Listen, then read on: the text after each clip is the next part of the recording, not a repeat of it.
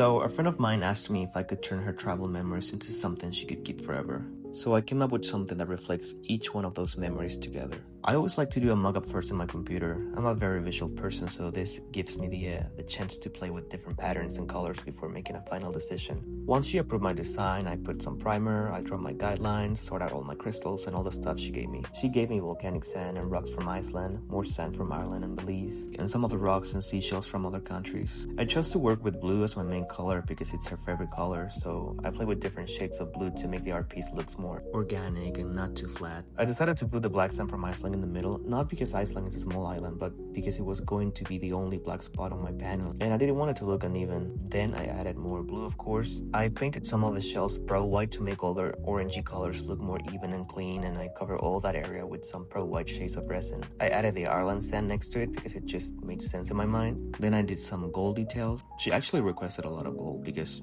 who doesn't love some gold? She also requested a turquoise beach area because she loves the beach and she wanted to represent that somehow. At this point, I was a little concerned that all this mix of patterns and colors was going to be a little too much, a little too crazy, but you gotta trust the process. I did a lot of other things off camera because I forgot to record or I had dirty gloves on. And just so you know, this is not a tutorial. I don't offer classes. People keep asking me that. I'm just sharing some of the process of my work. I learned to do all this like 7 years ago by myself. You know, watching some YouTube videos and making a lot of mistakes. I was always into painting and drawing since I was a kid, so I guess that helped a lot. And just to keep in mind, working with resin is a very expensive hobby.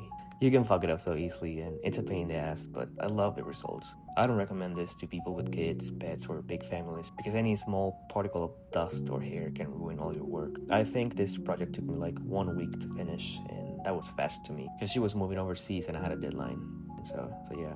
And if you were wondering, yes, she obviously paid me. I don't do shit for free. I got bills to pay. I know I work slow compared to other resin artists, but I tend to overthink every single step I take, and I also do a lot of fine details, which I love and hate, but that's what makes my work looks beautiful at the end.